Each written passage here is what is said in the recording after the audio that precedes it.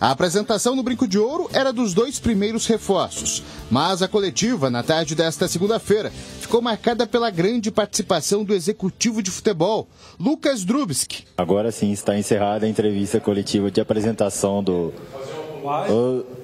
Estamos aqui.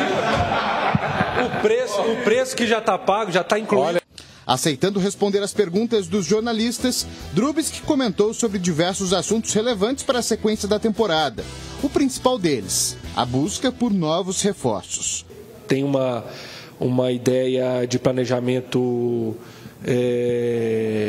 que, óbvio, ela não é estanque, ela muda, né? ela evolui, óbvio, haver questões de mercado, haver questões do nosso próprio elenco, da competição em si, do que aparece em termos de oportunidade, mas com certeza devem chegar mais algumas peças aí, não gosto de falar peça, chamar jogador de peça, acho que é tabuleiro de xadrez, alguns jogadores a mais, né? Pelo menos mais 2, talvez 3 jogadores aí, eu acredito que possam vir além dos 2 aqui para nos reforçar nessa janela. Adotando a mesma estratégia do ano passado, o Bugre segue buscando jogadores vistos como apostas e que estejam em divisões inferiores do futebol brasileiro. O lateral esquerdo Kaique, por exemplo, chegou do Maringá, que disputa atualmente a 4ª divisão do Campeonato Brasileiro.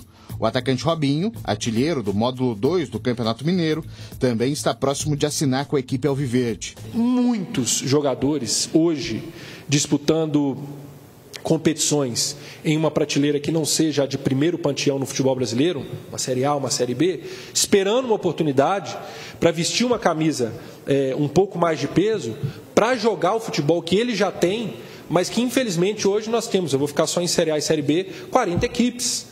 Então, não comporta a quantidade de jogadores de qualidade as 40 equipes de Série A e Série B do Campeonato Brasileiro. Agora, para isso, a gente precisa, de novo, como falei, criatividade, né, uma boa análise. Isso já é uma questão que a gente está começando a colher frutos, já, ainda que de maneira incipiente, mas já colhendo frutos do nosso novo setor de análise de mercado. Ao mesmo tempo que confirmou mais 2 ou 3 reforços, o executivo do Guarani não descartou a saída de algumas peças, também nesta janela de transferências. Com certeza existe, não pelo nosso elenco, não pelo Guarani, não pela janela aberta, mas no futebol uma coisa que eu aprendi desde cedo é que do massagista ao diretor, os nossos contratos se renovam diariamente. Então, nós estamos constantemente sendo avaliados e claro que pode haver trocas, né? Como pode haver trocas de treinador, de diretor, como houve agora no Guarani há pouco tempo, também podem haver trocas de atletas, não só na questão de chegada, mas também na de saída. Em relação à equipe que viaja a Natal para o duelo contra o ABC, Humberto Louser vai contar com uma novidade importante.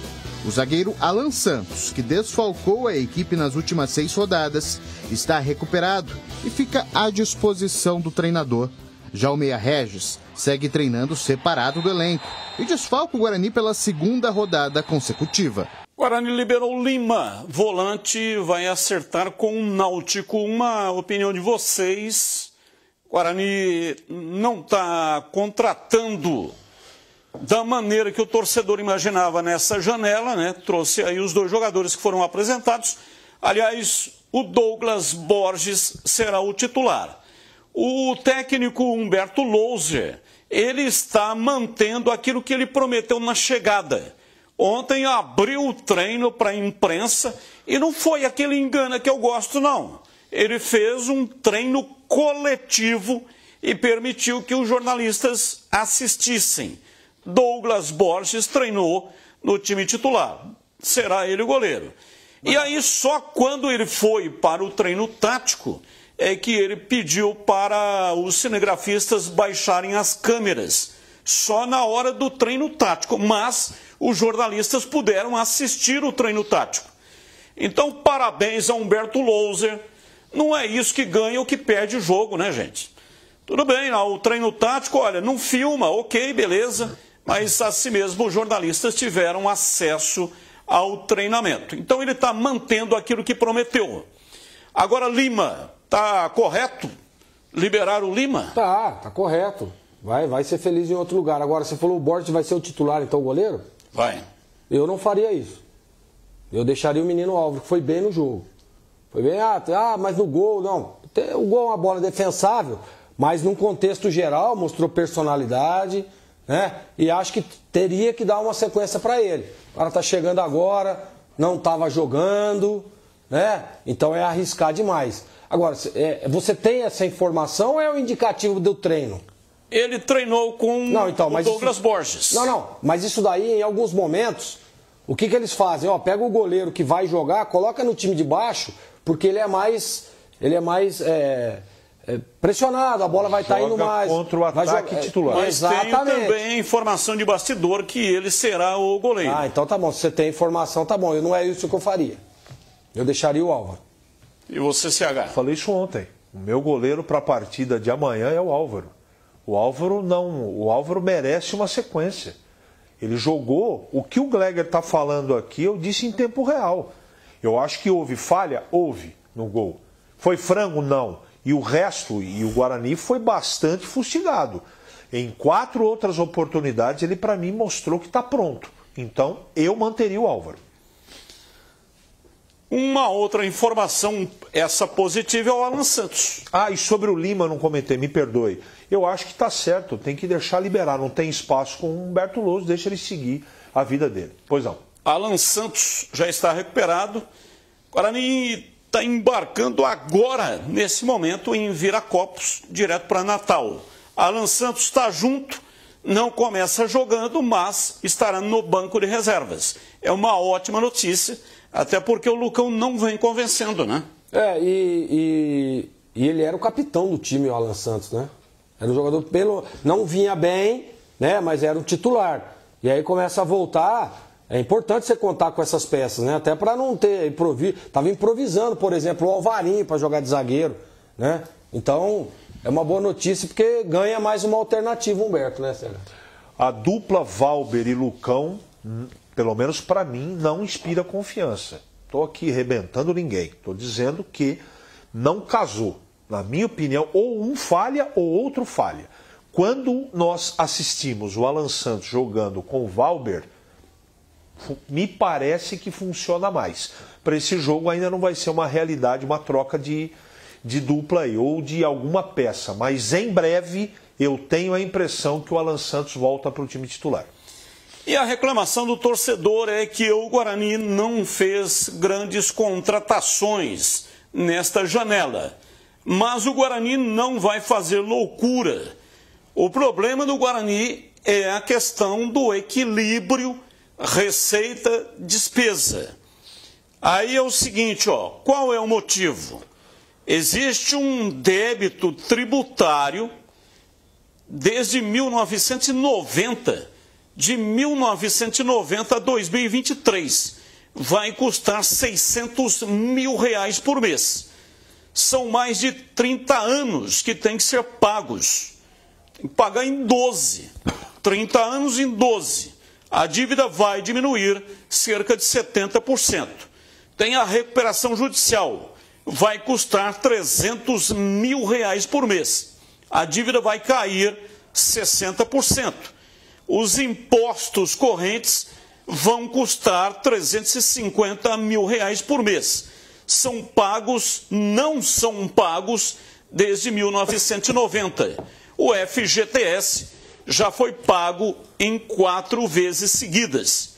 Tem mais R$250 mil por mês. 3 milhões, que representam cerca de 7% do orçamento. Aí tem aí a Libra. Guarani recebeu R$3 milhões. E a informação que eu tenho é que esse dinheiro foi usado para pagamento de salários. Comissão técnica, jogadores e funcionários. Tem mais a parte também, que é o dinheiro, porque esses 3 milhões é uma espécie de luvas, prêmio, para ter assinado com a Libra. Mas depois tem os dividendos que virão da negociação que será feita pela Libra.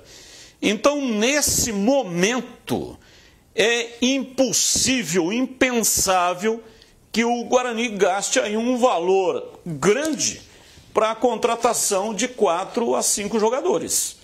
Então tem, por exemplo, o Robinho. Robinho é um jogador que vai custar pouco, ele estava no URT. É um atacante em 13 jogos, marcou 9 gols. É um goleador, está disputando o módulo 2, uma espécie de segunda divisão lá de Minas Gerais. É uma aposta, mas o Guarani também apostou no Jamerson, deu certo, inclusive pegou uma grana muito boa.